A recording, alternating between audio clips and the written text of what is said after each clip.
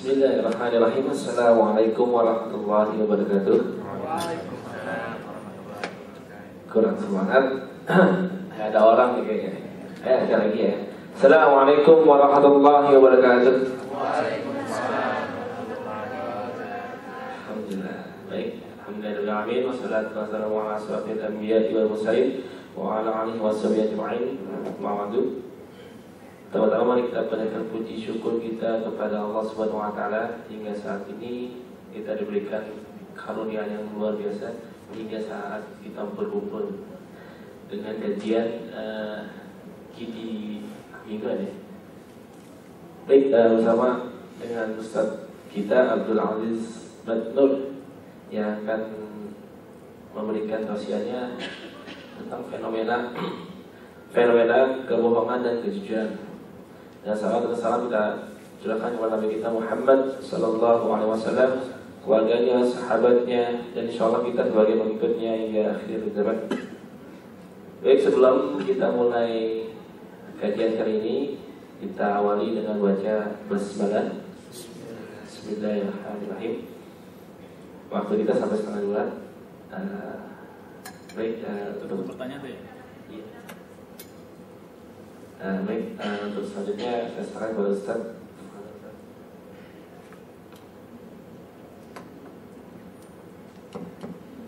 Bismillahirrahmanirrahim. Assalamualaikum warahmatullahi wabarakatuh. Alhamdulillahirabbil alamin. Wassalatu wassalamu ala asyrafil anbiya'i wal mursalin sayyidina Muhammadin wa ala alihi wa sahbihi ajma'in. Asyhadu an la ilaha illallah wahdahu la syarika lah wa asyhadu anna Muhammadan abduhu wa rasuluh wa ba'du.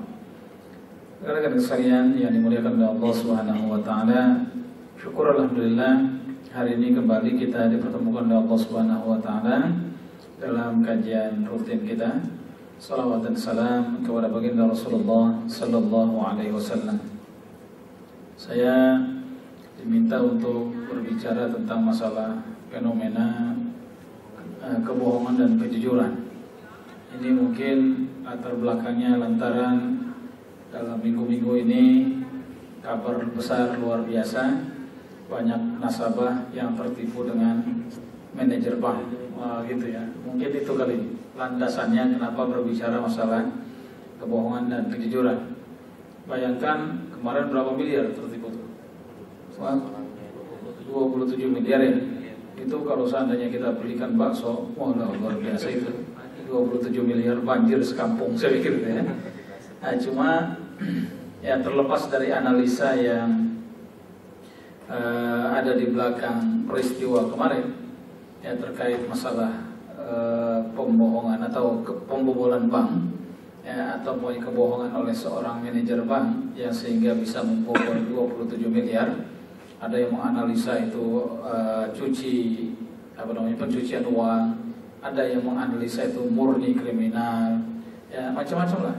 Ya. Tapi bagi saya analisa itu tidak terlalu menarik atau tidak menjadi fokus kita. Tapi baik pencucian uang maupun kemudian kriminal murni itu berlatar belakang kebohongan. Kemudian yang perlu kita lihat adalah ada hal yang menarik. Mungkin di antara kita ada gak yang pernah membaca buku Riyadhus Shalihin? Ini saya bawa bukunya. Ya, ini buku Riyadhus Shalihin. Buku Riyadhus Shalihin ini ada penjelasan panjangnya. Kalau buku Riyadhus Shalihin itu disusun atau dikumpulkan hadis-hadis itu oleh Imam Nawawi. Kemudian biasanya karena ini sifatnya matan, hanya isi hadis, itu biasanya ada penjelasan. Itu penjelasannya ada 4 buku lagi seperti ini. Namanya Kitab Dalilul Falihin. Salah satu judul di antara judul Riyadhus Shalihin dan juga berarti penjelasannya di Dalilul Falihin itu ada judulnya namanya As-Sidqu. Karena di dalam bahasa Arab yang namanya jujur itu diistilahkan dengan as-sidq. Ya, as-sidqu, jujur. Nah, kalau kata-kata as-sidqu itu sebetulnya berakar kata dari kata-kata shadaqa, yusaddiqu. Ya, atau saddaqa yusaddiqu, ya, as-sidqu, jujur. dan dia ada kaitannya dengan at-tasdiq yang bermakna iman. Makanya kita pernah mendengar ada seorang sahabat bernama Abu Bakar As-Siddiq. Kalau ketika dikatakan Abu Bakar As-Siddiq, itu maknanya bukan Abu Bakar yang jujur, tapi Abu Bakar yang orang itu cepat di dalam menerima keimanan. Jadi kata-kata As-Siddiq adalah orang yang bersegera di dalam mengimani apa yang datang pada diri Rasulullah Sallallahu Alaihi Wasallam. Itu namanya As-Siddiq. Tapi kita ingin lihat kata-kata as-sidqu itu berakar sama. Cuma kalau dalam bahasa Arab walaupun akar katanya sama, dia menjadi berbeda nanti ketika penempatannya. As-sidqu bermakna jujur, tapi as-siddiq bermakna iman. Ya, iman yang relatif cepat atau yang responsif imannya itu. Nah, cuma berarti ada kaitan antara jujur dengan iman. Di mana ada keimanan, berarti di situ ada kejujuran. Tapi di mana tidak ada keimanan, bisa sangat mungkin kejujuran itu hilang. Di dalam kitab Dalilul Falihin itu dijelaskan antara jujur dengan ikhlas ini mirip, tapi dikatakan bahwa jujur itu sebelum keikhlasan. Jadi kalau orang berbuat itu harus di latar belakangi kejujuran terlebih dahulu, baru kemudian ikhlas masuk sebagai pintu gerbang ketika beramal. Jadi seseorang itu ketika beramal, sebelum dia ikhlas, yang harus dia miliki adalah kejujuran. Makanya sampai dia katakan, setiap orang jujur pasti ikhlas, tapi tidak setiap orang ikhlas jujur. Wah, itu kira-kira gimana maknanya? Ya, setiap orang yang jujur pasti dia ikhlas, tapi tidak setiap orang ikhlas jujur. Contoh begini, yang ikhlas tidak jujur. Ini saya kasih contoh. Kalau ada orang melarung sesaji di laut pantai selatan, tanya sama dia, ikhlas nggak melarungnya itu? Ya, dengan sesajian itu ada telur dilempar ke laut, ada makanan dilempar ke laut, tanya ikhlas nggak? Ikhlas. Tapi tanya sama dia jujur, pernah nggak ketemu Nyai Roro Kidul? Nyai Roro Kidul namanya. Kalau pantai selatan itu Nyai Roro Kidul. Ya, kadang-kadang dia tidak jujur. Saya pernah lo begini, gitu kan? Itu banyak ngarang-ngarangnya. Jadi orang ikhlas belum tentu jujur. Tapi orang jujur dia mengerjakan sesuatu, dia tidak pernah berbohong, dia tidak pernah berkorupsi, dia tidak pernah melakukan apa. Itu bisa kita katakan dia sebetulnya adalah orang yang ikhlas. Jadi orang jujur bisa kita pastikan dia ikhlas. Tapi orang ikhlas belum tentu dia jujur. Yang enak adalah berpadu antara orang dia ikhlas, ya orang itu selalu ada keikhlasan, tapi pada saat yang sama dia juga berhias kejujuran. Nah, yang menarik itu saya lihat kenapa Imam Nawawi kemudian meletakkan judul jujur itu di salah satu kumpulan hadis-hadis Rasulullah SAW. Ini kalau kita baca kitab Imam Nawawi ini bukan kitab, kalau dalam ahli hadis ini bukan kitab inti di dalam pembahasan. Dia hanya kitab tambahan semacam kira-kira seperti Tazkiyatun Nafs. Ya, apa tadi? Tazkiyatun Nafs itu artinya untuk mendidik diri menjadi lebih baik, akhlak, kitab akhlak. Ya, Imam Nawawi mengumpulkan itu. Salah satu judulnya adalah As-Sidqu, kejujuran. Kalau saya lihat dari tahun, ya, Imam Nawawi itu lahir 621 Hijriah dan kemudian meninggal 676 Hijriah. Ini suasana di mana kekhilafahan Islam itu berada di dalam ujian yang luar biasa. Yaitu ujian di mana para penguasanya itu sudah berada di dalam kehidupan yang sangat mewah. Umat Islam itu sejak Umar bin Khattab berkuasa, ya, itu sudah memiliki kesejahteraan luar biasa.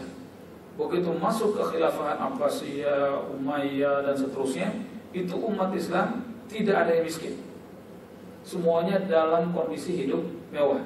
Dan kerajaan Islam pada saat itu adalah kerajaan atau kekuasaan Islam adalah kekuasaan yang sangat luar biasa. Sehingga kemudian karena melihat luar biasaan kesejahteraan umat Islam pada masa itu ada antitesisnya. atau ada lawannya, kira-kira begitu ya. Ada sebagian ulama yang akhirnya menelurkan semangat sufi. Jadi semangat sufi itu munculnya tatkala melihat Islam, para penguasanya itu sudah hidup bermewah-mewah. Muncul kemudian sufi di Abbasiyah, muncul sufi, hidup sederhana dan seterusnya. Tapi kemudian yang menariknya adalah ketika Imam Nawawi mengumpulkan judul hadis As-Sidqu tentang jujur, itu berarti pada saat itu dia sudah melihat sebuah fenomena bahwa di kalangan kaum muslimin sudah muncul ketidakjujuran atau mungkin kebohongan. Salah satu bentuk kebohongan yang bisa kita deteksi pada masa kekhilafahan Islam pada saat itu adalah biasanya yang paling bahaya kebohongan ulama. Oh, itu luar biasa kalau ulama sudah bohong. Gimana ulama bisa bohong? Ulama itu kalau dia mau berfatwa, dia lihat ke arah mana penguasa kecenderungannya. Kalau kecenderungannya A, maka dia bisa berfatwa sesuai dengan kecenderungan penguasa. Sehingga nanti dengan kecenderungan penguasa yang selaras dengan fatwanya, maka fatwa itu akan diambil oleh penguasa dan orang itu akan mempunyai kedudukan di hadapan penguasa. Dan biasanya kemudian para ulama yang dia melakukan fatwa atau membuat satu pernyataan Islam atau pernyataan agama yang lurus-lurus saja dan kemudian bertentangan dengan kebijakan pemerintah atau kebijakan penguasa, itu ulama ini biasanya terancam dan tidak mustahil mereka itu terpenjara.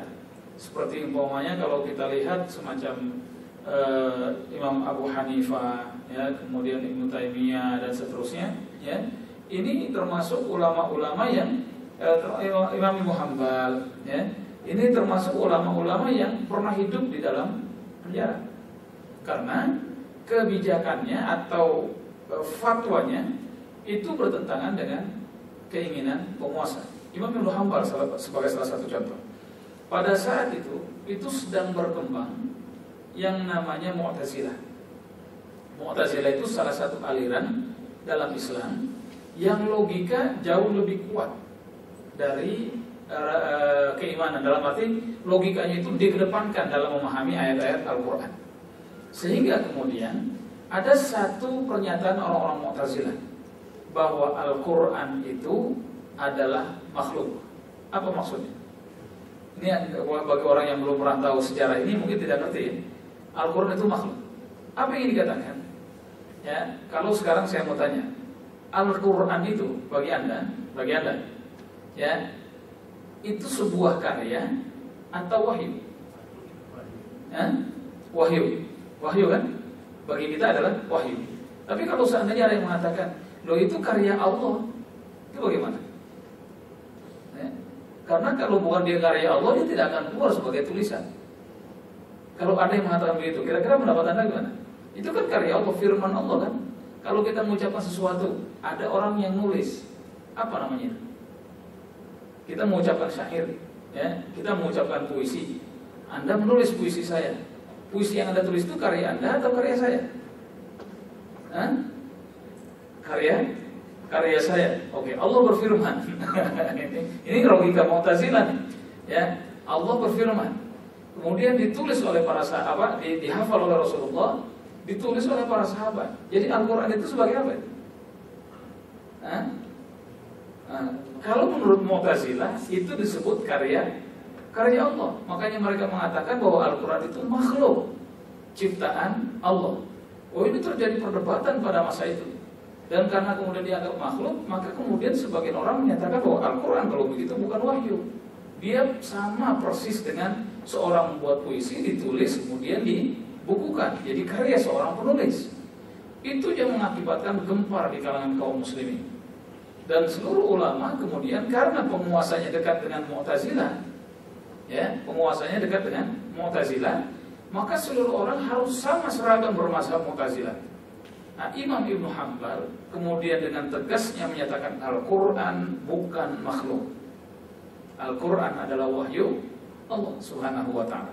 Dia betul tertulis, tapi dia tidak sama dengan karya seni orang. Dia adalah wahyu dari Allah Subhanahu wa ta'ala. Disitulah kemudian Imam Ibnu Hanbal dipenjara.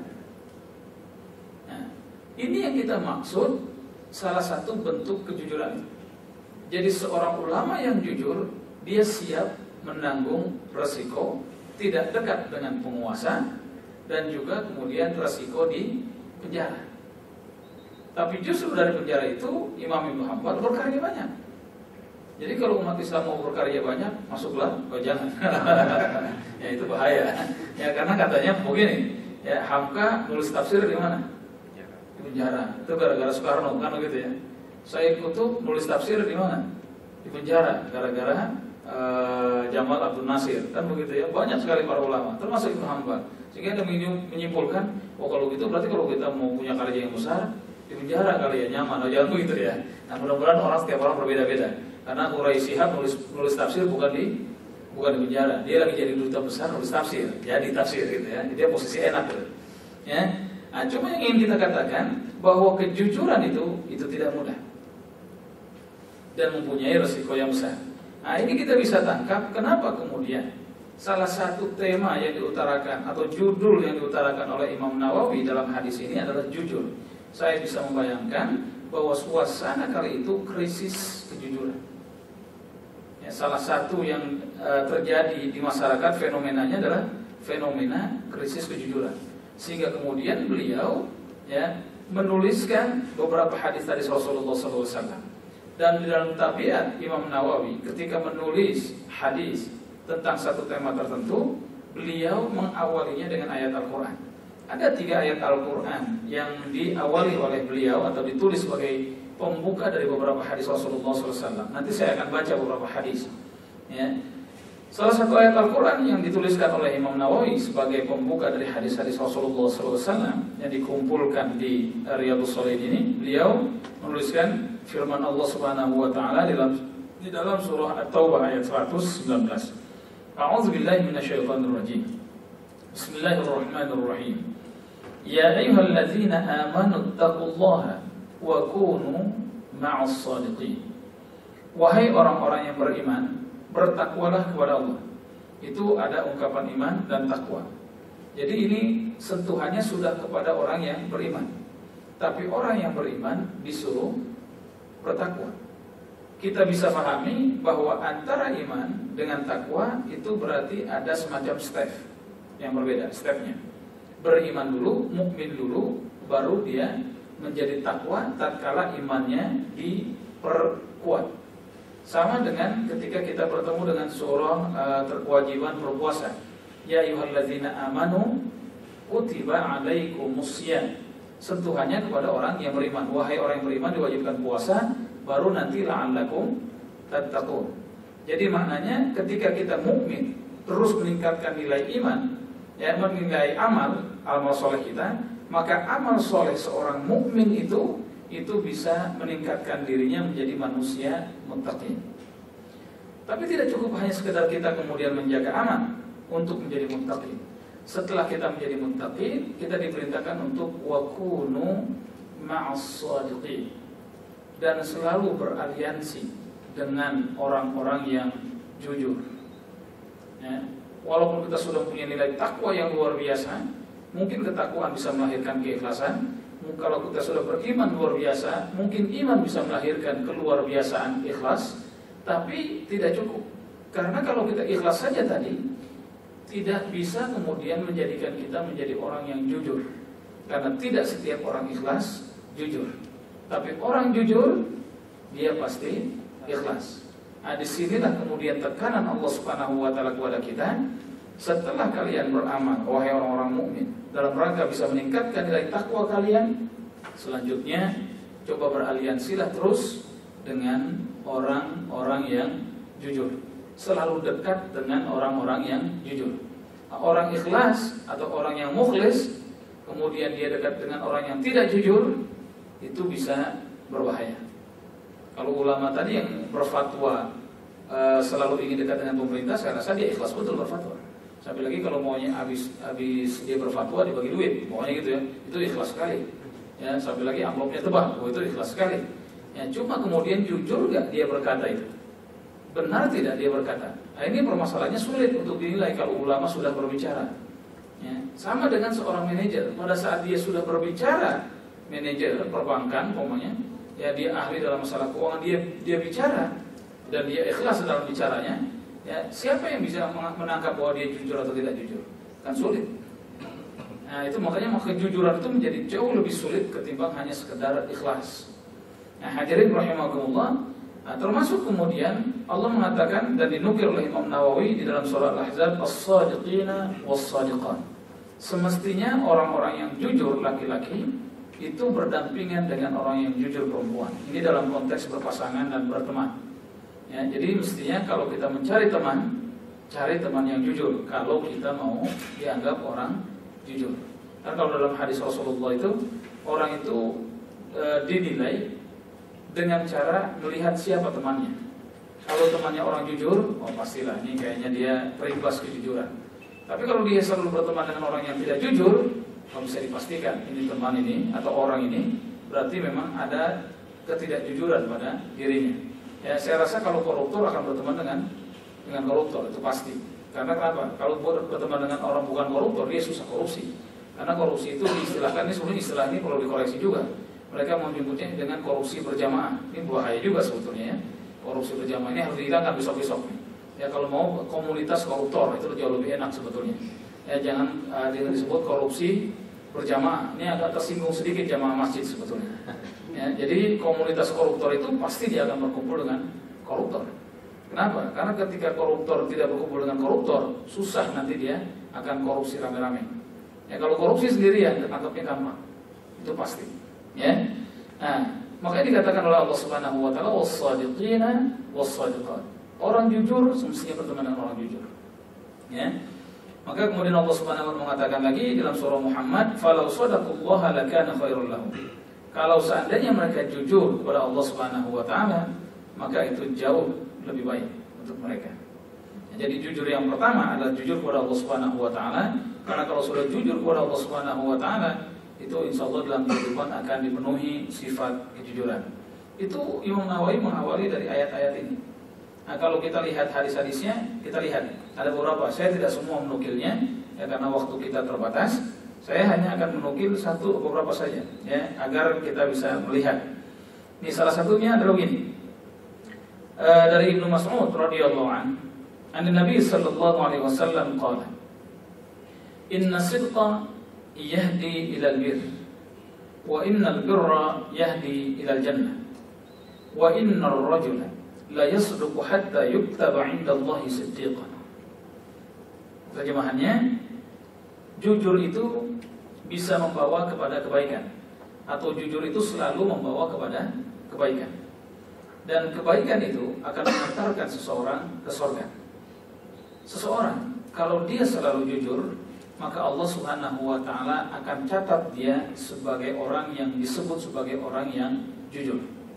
Tapi selanjutnya, wa innal kadhiba yahdi ilal fujur. Dan kebohongan itu selalu melahirkan kerusakan. Ya, kebohongan itu selalu melahirkan kerusakan. Nah, ini kasus Gorilla, ya Citibank itu rusak. Itu kalau kemarin rapat di DPR itu kalau kita lihat, kalau itu terjadi betul, maka kepercayaan orang terhadap bank rusak. Itu kan kalau kita lihat satu orang yang berbuat, tapi karena yang dilakukan adalah sesuatu yang besar, ya bukan hal yang sederhana, maka itu bisa merusak kepercayaan nasabah kepada bank. Kalau masyarakat sudah rusak kepercayaan mereka terhadap bank, maka ekonomi akan rusak secara nasional. Itu fujur itu bisa diterjemahkan begitu. Jadi dusta seseorang atau kebohongan seseorang itu bisa merusak tatanan. Nah, ini yang diungkapkan oleh Rasul, wa innal kadhiba yahdi ilal fujur. Jadi yang namanya bohong itu bisa membawa kepada kerusakan. Wa innal fujur yahdi ilan nar. Dan kerusakan itu akan mengantarkannya atau mengantarkan seseorang itu ke neraka. Itu pasti. Ini harus ditambatkan. Karena ada orang merasa biarin saja rusak negara. Ya, kalau dia kemudian tidak ada sanksi lain, dia nyaman-nyaman saja. Toh dia bilang rusak hanya untuk urusan dunia. Tidak begitu. Bagi umat Islam, baiknya sesuatu kehidupan di dunia atau rusaknya sesuatu kehidupan di dunia itu akan ada berdampak pada balasan untuk diri kita nanti di yaumil qiyamah. Jadi kebaikan yang kita buat di dunia itu jangan anggap kemudian tidak memiliki dampak positif. Sebagaimana juga ketika ada keburukan yang kita lakukan di dunia, jangan menganggap itu tidak ada dampak negatif kehidupan di akhirat nanti. Ada keterikatannya. Nah, orang yang kemudian merasa bahwa dunia itu hanya segalanya dan tidak akan ada permasalahan lagi setelah hidup, itu adalah orang yang tidak percaya dengan hari akhirat, dan itu bahaya dari sisi keimanan. Wa innar rajula la yakdzibu hatta yuktaba 'indallahi kadzaban. Dan seseorang kalau seandainya dia sering berbohong, maka Allah Subhanahu wa taala akan cap dia sebagai pembohong besar. Ini hadis ini muttafaq alaih. Muttafaq alaih itu maknanya adalah diriwayatkan oleh Imam Bukhari dan juga oleh Imam Muslim dengan bahasa yang sama. Ya, itu hadis ini dinukil oleh Imam Nawawi di dalam kitab Riyadhus Shalihin. Itu satu hadis. Ya, saya ingin mengucapkan hadis yang lain. Hadis ini ya salah satunya begini. Rasulullah SAW bersabda, ya, pada suatu saat Abi Sufyan Sakhar ibn Harb radhiyallahu anhu, dalam hadis yang cukup panjang dari Abi Sufyan, ya, ketika kemudian beliau bertemu dengan Heraklius. Heraklius ini adalah salah satu raja beragama Kristen. Dia bertanya, qala Heraklius bertanya kepada Nabi Sufyan, "Famadza ya'muru?" yakni Nabi sallallahu alaihi wasallam. Apa yang diperintahkan Nabi kalian kepada kalian? Qala Abu Sufyan menjawab secara tegas. Ya, yaqul u'budullah. Nabi kami Muhammad sallallahu alaihi wasallam itu selalu berbicara sembahlah Allah semata. Ya, sembahlah Allah yang esa, wa la tusyriku bihi syai'an. Jangan mensekutukannya. Watruku ma yaqulu aba'akum, dan tinggalkan segala pernyataan nenek moyang kalian yang salah itu. Itu yang kedua. Yang ketiga, wa ya'muruna bis shalah, dan memerintahkan kami untuk melaksanakan salat. Yang kemudian selanjutnya wasidqu, dan jujur. Wal afaf, bersikap lemah lembut. Wasillah, dan menyambung tali silaturahim. Jadi ternyata jujur itu diucapkan atau dilontarkan oleh Rasulullah SAW itu selepas sholat. Nah, ini pengertiannya. Ketika jujur itu diterapkan setelah sholat, bisa kita pahami orang selepas sholat atau orang yang melaksanakan sholat belum tentu dia menjadi orang jujur. Orang yang selalu sholat, istiqomah dia dalam sholat, belum tentu menjadi manusia jujur. Sehingga perintah sholat itu harus ditambah dengan perintah Anda harus jujur. Nah, jadi orang yang selalu sholat belum jaminan dia itu menjadi orang yang jujur. Apalagi orang yang tidak sholat. Ya, jangan dibolak-balik. Itu orang kalau begitu bisa mendingan gak sholat ya, supaya dia jujur. Tidak begitu. Ya, mungkin dia jujur, bisa jadi. Tapi jujurnya dia itu lantaran dia merasa atau hanya karena terawasi oleh sistem. Tapi kalau sistem itu tidak ada yang mengawasi dia, bisa saja kemudian dia menjadi orang yang tidak jujur, bahkan menjadi lebih curang. Ya, tapi orang yang sholat satu sisi sudah terawasi oleh Allah Subhanahu Wa Taala, cuma kemudian pada saat yang sama harus diperlengkapi dengan sikap jujur. Ya, ini yang harus kita pahami. Makanya kalau ada pertanyaan, kenapa sih orang Islam yang sering sholat itu ternyata korupsi juga? Ya urusan jujur, ya, itu tidak jaminan kemudian setelah dia sholat dia kemudian jujur. Ya, dan juga sering saya ditanya, kalau orang pasti saja kalau orang koruptor itu atau maling itu di Indonesia itu adalah orang Islam. Kalau itu permasalahannya adalah permasalahan karena komunitas mayoritasnya adalah Muslim. Makanya dulu ketika saya ngaji, ketika masih kecil ada pertanyaan yang sama begitu. Kata guru saya begini, kalau Anda ke Italia, ke Roma, ya, lihat kalau ada yang maling di bus atau ada yang nyopet di bus, tanya agamanya apa, pasti bukan Muslim, ya, pasti bukan orang Islam, ya pasti orang Katolik Romawi, karena mayoritasnya di sana adalah orang Katolik Roma. Ya, jadi kalau itu mau urusan mayoritas yang pasti yang selalu banyak masalah itu mayoritas. Ya, jadi kalau banyak ada orang Muslim yang tidak jujur atau dia menjadi maling atau menjadi koruptor, ya lantaran kemudian dia tidak melaksanakan Islamnya, bukan lantaran Islamnya yang mengajarkan dia begitu, atau Islamnya tidak memiliki ajaran yang membuat dia menjadi baik, ya, tapi karena memang dia justru jauh dari ajaran Islam. Nah, ini yang harus kita pahami. Oleh sebab itu juga kita bisa pahami kenapa habis sholat, ya, Rasulullah SAW mengatakan as-sidq, memerintahkan kepada kita untuk jujur di samping sholat. Jadi betapa pentingnya nilai-nilai yang diterapkan oleh Rasulullah SAW. Termasuk diantaranya, ya, ini sedikit lagi ya, ada satu hadis lagi ya yang diutarakan, dikatakan begini. Man sa'alallahu ta'ala asy-syahada bisidq ballaghahu Allah manazil asy-syuhada wa imma ta'ala firasy. Kalau seandainya ada seorang mukmin yang dia dengan jujur meminta kepada Allah Subhanahu wa taala untuk dimatikan dalam keadaan syahid, jujur, maka dia akan mendapatkan pahala syahid itu walaupun meninggalnya di atas kasur. Karena ada orang yang berperang tapi tidak jujur. Karena di antara mereka berperang bukan lantaran ingin mendapatkan ganjaran dari Allah, tapi ingin mendapatkan julukan sebagai pahlawan, sebagai pemberani. Ya, kalau ada orang berperang dia paling depan. Makanya Rasulullah pernah ditanya, ya Rasulullah, siapa yang disebut dengan syuhada itu? Ya, syuhada itu yang meninggal karena Allah Subhanahu wa taala. Kalau kemudian dia berperang karena ingin disebut-sebut atau riya, atau karena ingin disebut pahlawan, pokoknya orang siapapun dia, karena Allah Subhanahu wa taala itu yang syahid. Mungkin orang yang syahid itu adalah orang yang paling berani. Mungkin orang yang syahid itu adalah orang yang mati lebih dulu, mungkin. Tapi ada juga orang yang mati lebih dulu lantaran ingin dianggap sebagai pahlawan. Ada yang mati lebih dulu karena pengen dianggap sebagai orang pemberani sehingga dia maju ke depan. Ya, mungkin kalau dia tidak mati, dia lebih bangga lagi karena ternyata dia disebut berikutnya sebagai pahlawan dan sebagai pemberani. Ya, cuma karena kadang sudah mati, jadi dia tidak mendengarkan pujian-pujian itu dari orang. Oleh karena itu, kalau kita berniat untuk sesuatu beribadah kepada Allah Subhanahu wa taala, yang pertama dinilai oleh Allah Subhanahu wa taala, jujur tidak kita meminta itu. Kalau seandainya kita syahid jujur meminta kepada Allah Subhanahu wa taala, meskipun meninggalnya di atas kasur, maka tetap saja kita akan mendapatkan pahala kejujuran dan pahala syahid itu di hadapan Allah Subhanahu wa taala. Jadi wajar kalau seandainya kemudian ada ulama yang mengatakan jujur itu sebelum ikhlas. Ya, tidak semua orang yang jujur pasti ikhlas, tapi tidak setiap yang ikhlas orang itu jujur. Wallahu a'lam. Itu yang bisa saya tangkap dari apa yang di hadis-hadis yang dikumpulkan oleh Imam Nawawi yang bisa saya fahami, ya, untuk kita membahas masalah fenomena kebohongan dan kejujuran. Maknanya peristiwa ini akan selalu berulang. Oleh karena itu kemudian hadis-hadis yang diletakkan di Riyadhus Shalihin itu menjadi selalu up to date, ya, atau aktual, ya, karena hadis ini atau buku ini sudah barang tentu dimunculkan tatkala Imam Nawawi menghadapi fenomena kehidupan, termasuk fenomena akhlak dan sebagainya. Wallahu a'lam.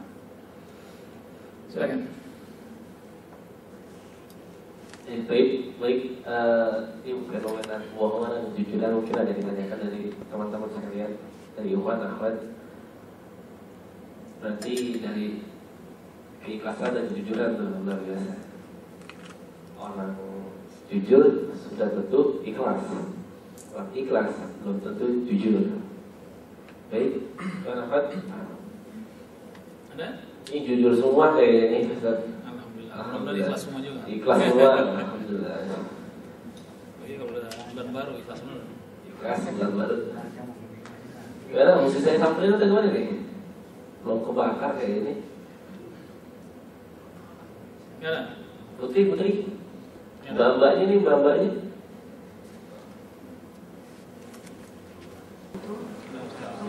Ustaz, saya jadi ingin atau tertarik bertanya. Itu memang berasa sulit ya, atau berat untuk jujur memeliharanya, apalagi memelihara dan mengembangkannya.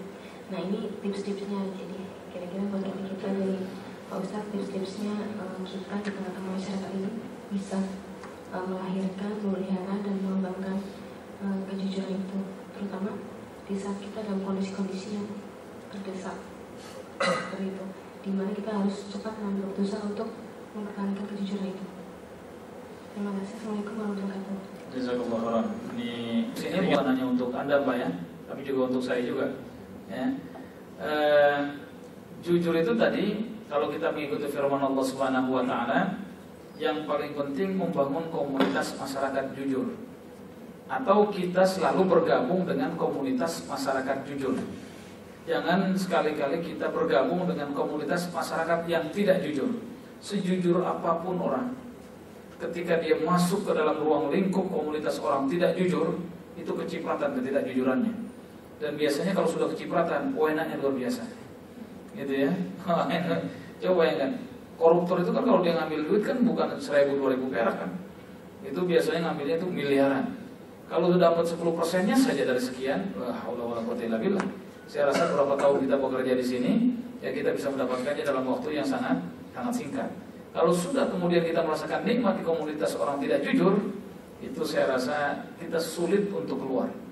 Baik sulit perasaan maupun sulit secara hukum. Yang sulit perasaan, rasa tidak enak, kita sudah bergabung dengan mereka. Sulit secara hukum, ya keluar tidak keluar, kena saja secara hukum. Ya, karena rekeningnya sudah tercatat, ada transfer dari simpulan, itu repot. Makanya kemudian bangun komunitas kejujuran, atau kita harus bergabung dengan komunitas orang-orang jujur. Biar miskin dikit, yang penting jujur. Nah itu kira-kira begitulah. Sederhana, yang penting tidak ada masalah. Itu tips yang pertama. Yang kedua, kita harus terbiasa berkata jujur. Jangan berkata bohong. Nah, berkata jujur ini Rasulullah pernah mengungkapkan begini. Rasulullah pernah ditanya, mungkin gak orang muslim berzina? Kata Rasulullah, mungkin. Mungkin gak seorang muslim mencuri? Mungkin. Tapi mungkin gak orang muslim berbohong? Nah itu yang tidak. Muslim itu tidak punya karakter berbohong. Sementara kita dalam keseharian itu bohong rasanya tidak pernah lepas dari mulut kita. Itu kalau gitu tuh kita ini karakter muslim atau bukan? Nah ini berarti kita belum mempunyai karakter muslim yang memadai. Karena Rasulullah mengatakan muslim mungkin saja berzina, muslim mungkin minum minuman keras atau maksiat, tapi muslim tidak berbohong. Nah itu juga yang kemudian membuat satu kisah menarik. Ada seorang sahabat yang mengatakan dia ini sudah masuk Islam tapi tidak bisa lepas berzina. Ya Rasulullah, saya tidak bisa lepas berzina. Bagaimana caranya? Saya ingin tetap berzina walaupun saya sudah muslim.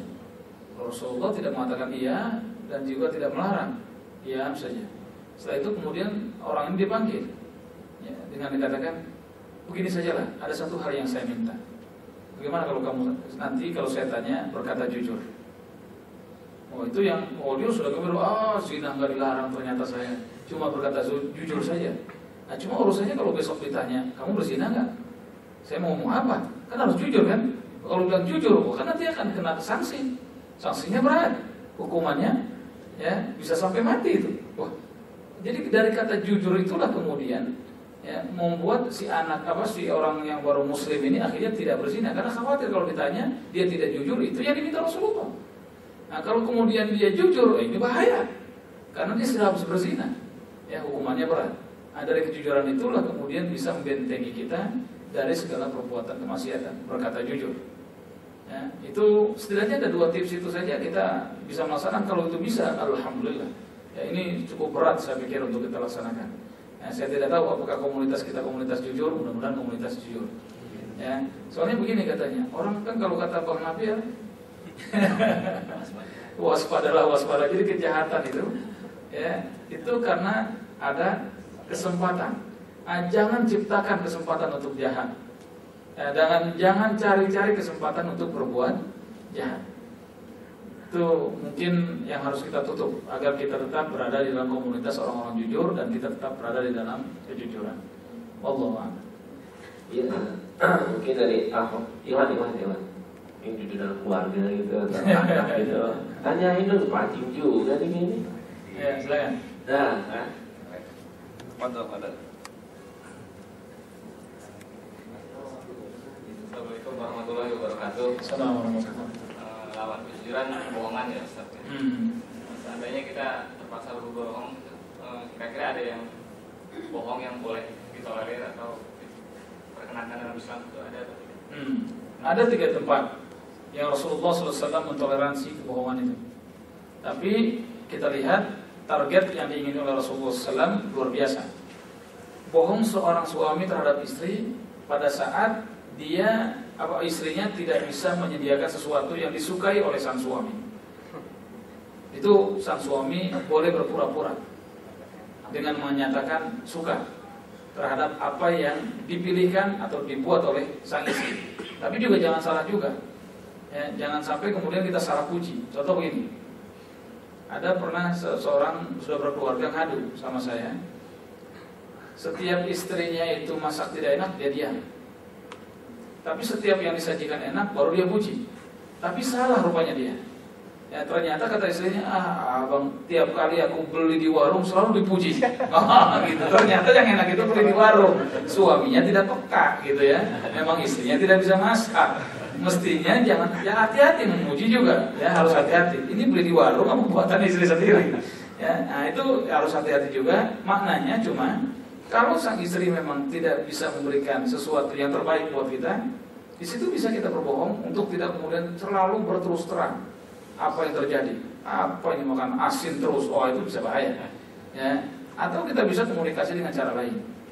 Ya tentu kita kalau makanan asin tiap hari kurang nyaman lah. Nah kita juga bisa berkomunikasi untuk kemudian membangun agar kita tidak jujur. Ya pada suatu saat kita harus jujur juga dengan komunikasi yang terbaik. Itu yang pertama. Yang kedua, kalau ada seorang yang dua orang saudara muslim sedang bertengkar, Anda kemudian menyatakan, dapat salam dari si fulan, padahal si fulan tidak memberikan salam apa-apa, ya, itu termasuk yang dibolehkan. Termasuk kemudian kata di sini, dapat salam ya dari si A. Nah, kemudian ketemu si A dapat salam ya dari si B. Padahal dua-duanya tidak memberikan salam. Untuk dalam rangka mendamaikan keduanya, maka itu dibolehkan. Dan yang ketiga, kalau ada ustadz diudak-udak polisi, dikejar-kejar polisi gitu, dituduh macam-macam, ya, kemudian diselamatkan, itu termasuk yang dibolehkan oleh Rasulullah SAW. Ya. Cuma kalau Rasulullah mau menyembunyikan teroris saja, ya, hati-hati. Itu maksudnya adalah bahwa Rasulullah SAW memberikan celah pengecualian. Ya, ada tempat-tempat yang kalau seandainya targetnya semacam tadi, itu bohong di situ sebenarnya bukan bohong beneran sih, bukan bohong hakiki. Ya, tapi intinya adalah dalam rangka menyelamatkan hubungan suami istri, menyelamatkan hubungan dua orang, dan menjaga karomah para ustadz atau para ulama ketika mereka dikejar oleh penguasa yang zalim. Wallahu a'lam. Ada satu lagi mungkin? Siapa? Yang terbelan dia sama kita. Assalamualaikum warahmatullahi wabarakatuh. Ya, salam. Saya tanya, apakah makna kejujuran dalam syahadatain kita, konsekuensinya apa gitu? Makna kejujuran? Dalam syahadatain kan kesaksian itu kejujurannya, konsekuensinya seperti apa gitu? Oh iya. Oke, itu aja. Assalamualaikum warahmatullahi wabarakatuh. Ini pembahasan 2 jam lebih ini. Wah ya, asyhadu an la ilaha illallah wa asyhadu anna Muhammadar Rasulullah. Tapi saya ingin menukilnya dari kata-kata syahadah. Asy-syahadah itu artinya persaksian, ya, mengakui asy-syahadah. Nah, kalau di dalam konteks hukum itu syahadah itu kesaksian yang tidak boleh ada satu orang pun yang berdosa dalam kesaksian itu. Contoh pokoknya Anda jadi saksi untuk satu terdakwa tertentu, Anda berbohong dengan kesaksian Anda. Kalau di dalam Islam itu mempunyai dampak negatif. Kesaksian Anda selamanya tidak akan pernah didengar oleh pengadilan. Itu negatifnya. Ya, asy-syahadat kalau kita kaitkan dengan asyhadu an la ilaha illallah asyhadu anna Muhammadar Rasulullah, itu kan kita bersaksi kepada Allah Subhanahu wa taala. Maka jangan khianati tauhid kepada Allah Subhanahu wa taala, dan jangan khianati kemudian syahadat nubuwah kita atau syahadat kenabian kita, syahadat Rasul. Ya, bahwa Allah Subhanahu wa taala adalah satu, jangan diduakan. Dan Nabi Muhammad SAW adalah Nabi kita dengan segala konsekuensinya, termasuk Muhammad SAW sebagai Nabi terakhir. Jangan coba-coba kemudian Anda mengkhianati Nabi ini, Nabi Muhammad SAW, dengan mengaku saya sudah disahkan menjadi Nabi oleh Nabi Muhammad. Itu bisa repot. Itu namanya bohong. Ya, baru punya jenggot aja udah ngaku Nabi. Ya, itu namanya sudah merusak nilai syahadat kita, perjanjian kita kepada Allah Subhanahu wa taala. Jadi kalau baru punya jenggot dikit, pinter dikit, ya itu jangan ngaku Nabi. Kalau ngaku mujadid boleh lah, ya. Aku pembaharu. Ya ini baru pinter dikit, cerdas dikit, saya Nabi, wah luar biasa. Nabi Muhammad bukan Nabi terakhir, wah itu bisa kacau itu. Ya itu namanya sudah berkhianat terhadap syahadat dan batal syahadat kita. meskipun dia mengucapkan asyhadu an la ilaha illallah wa asyhadu anna Muhammadar Rasulullah, tapi dia mengakui ada orang menjadi nabi setelah Nabi Muhammad, atau dia menganggap dirinya sebagai nabi setelah Nabi Muhammad, batal syahadat secara serta-merta. Wallahu a'lam. Baik, karena waktu habis ya? Oh, enggak terasa. Iya, oke. Sepertinya tertarik dengan kejujuran, nggak ada keikhlasan ya. Apa-apa. Saya di sini ikhlas ya. Baik, Ustaz, mungkin ditutup dengan doa. Mari sama-sama kita doa dan kita awali dengan membaca surah Al-Fatihah. Al-Fatihah. A'udzubillahi minasyaitonirrajim. Bismillahirrahmanirrahim. Alhamdulillahirabbil alamin. Ar-Rahmanir Rahim. Maliki yaumiddin. Iyyaka na'budu wa iyyaka nasta'in. Shiratal mustaqim. Shiratal ladzina an'amta 'alaihim ghairil maghdubi 'alaihim waladdallin. Astaghfirullahaladzim. Lakal ya Allah ya Karim ya Rabbi ya Maulana ya Ma'bud. Bismillahirrahmanirrahim. Alhamdulillahirabbil alamin. حمدا يوافي نعمه ويكافئ مزيده يا ربنا لك الحمد ولك الشكر كما ينبغي لجلال وجهك الكريم وعظيم سلطانك. اللهم ارزقنا علما نافعا وقلبا خاشعا. ربنا هب لنا من ازواجنا وذرياتنا قرة اعين واجعلنا للمتقين اماما. رب اغفر لنا ولوالدينا وارحمهم كما ربونا صغارا. ربنا اتنا في الدنيا حسنه وفي الاخره حسنه وقنا عذاب النار. فضل سبحان ربك رب العزه عما يصفون وسلام على المرسلين رب العالمين. السلام عليكم ورحمه الله وبركاته. Terima kasih untuk kajian kali ini. Semoga minggu depan kita dapat bertemu lagi. Semoga dan kajian kali ini menjadi suatu referensi buat diri kita, buat keluarga kita, buat teman-teman kantor kita, dan buat seluruh orang di sekitar kita. Baik, kita tutup dengan baca hamdalah, istighfar, dan penutup majelis. Jadi saya mohon maaf bila ada kesalahan. Assalamualaikum warahmatullahi wabarakatuh.